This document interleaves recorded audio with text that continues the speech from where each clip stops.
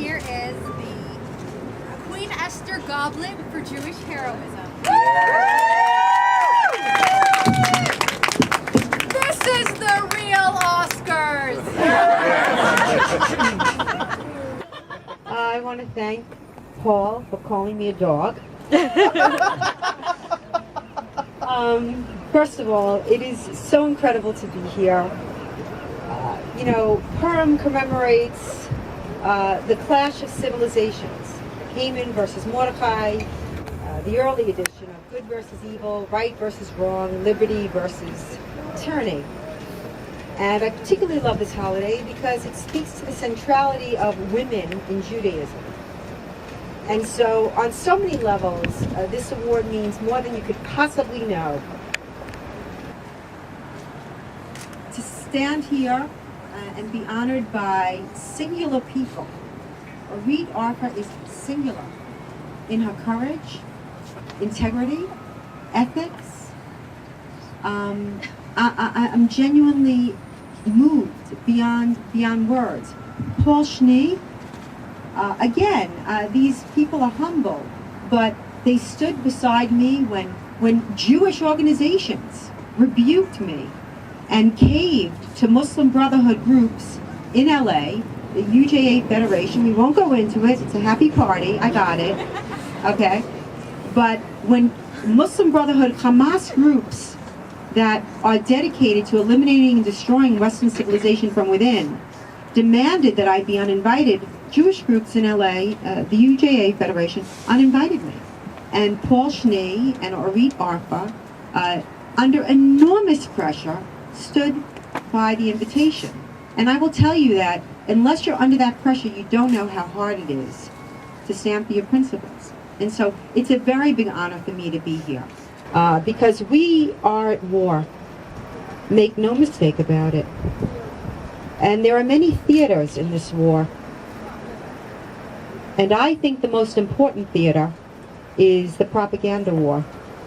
And if you look at the biggest aggressors in history, the Nazis, for example, they understood the power of propaganda. They had a ministry of propaganda led by Joseph Goebbels.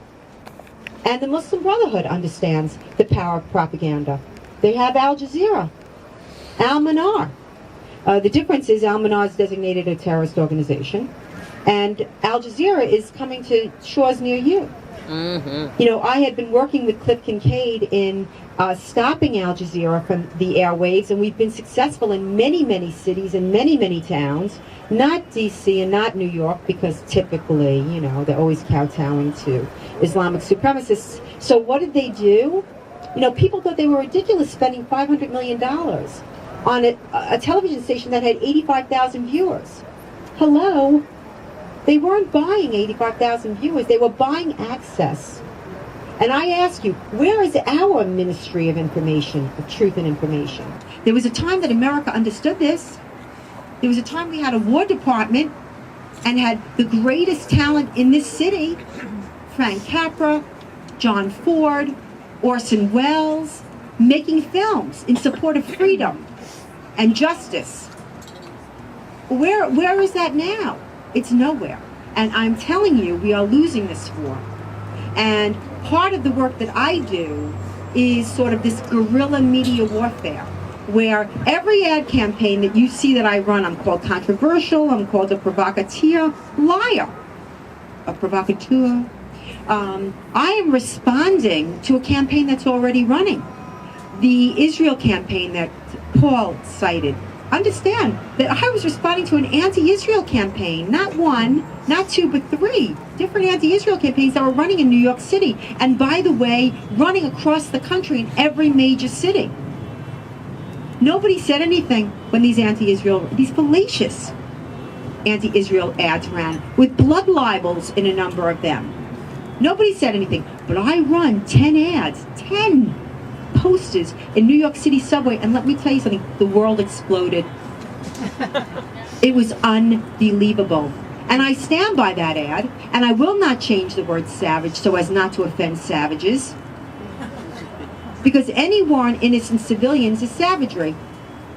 the Fogel family, the tens of thousands of rockets going into southern Israel, the blowing up of a bus in Bulgaria of Jewish women and children on holiday. This is savagery. And I will not abridge my message so as not to appease savages. Now, I will tell you that the leading Hamas group in America, the Council of American Islamic Relations, who was named an unindicted co-conspirator in the largest terrorist funding trial in our nation's history, the Holy Land Foundation trial, is now running ads rebranding jihad. Yeah. My jihad is getting to the gym every day. My jihad is getting my kids to school on time. This is a campaign of deception and propaganda to mislead the American people about the gravest and most serious national security threat that this nation faces. So, when their ads ran, I created a jihad campaign too. My campaign was 5 high-profile Muslims, the Prime Minister of Turkey, saying the mosques are our fortresses, the minarets are our bayonets, and the Muslims are our soldiers.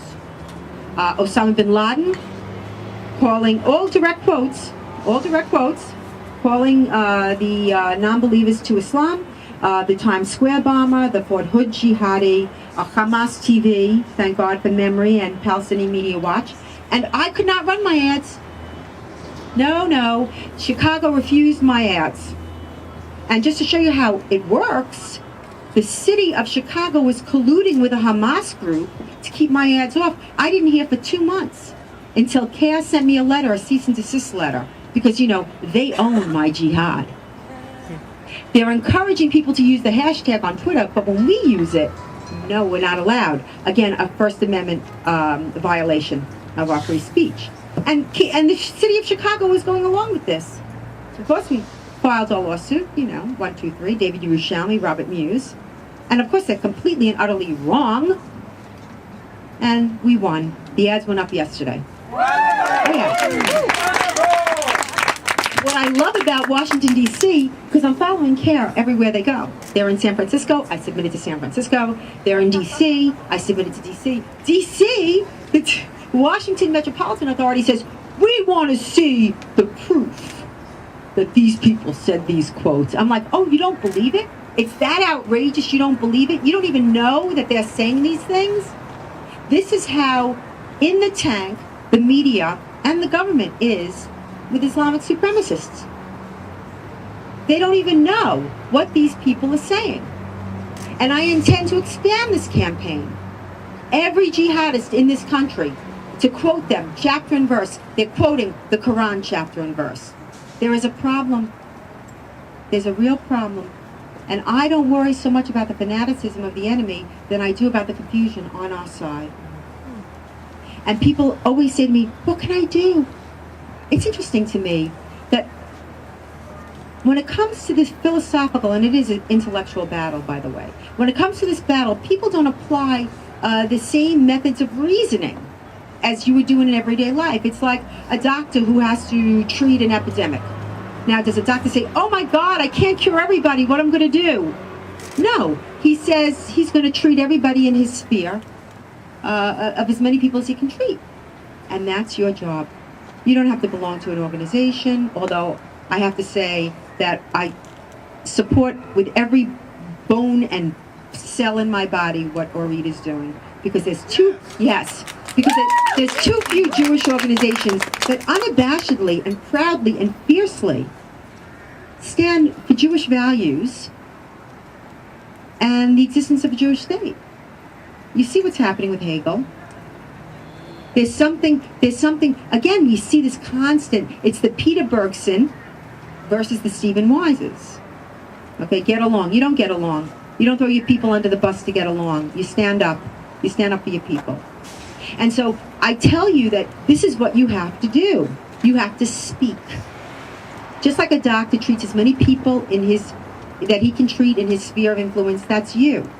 You have to speak all the time. How many times a day are you somewhere where you hear people saying something that's completely and utterly wrong? Speak.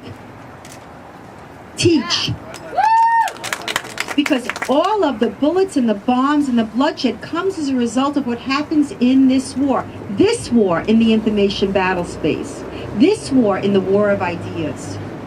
And they will smear you, and they will defame you, and they will call you names. Why? Because they don't want people getting your message. But we're getting our message out. And look, it's just me and Robert in this organization, American Freedom Defense Initiative, and look what we've done. I will tell you that I get incredibly vicious email, yes, but for every nasty, disgusting, vile death threat that I get, there are 100 people who say, thank you so much. It's not enough to thank me. You have to get out there and you have to speak, and you have to support people like Orit Arfa, Paul Schnee, Steve Goldberg. These people are brave, and they go against the conventional wisdom, which is going to kill us. We've seen this time and time again in history. You meet totalitarianism with defiance. Do you understand me? Defiance. You be proud. You are a righteous people with a golden history, with so much to be proud of. Stop bowing down.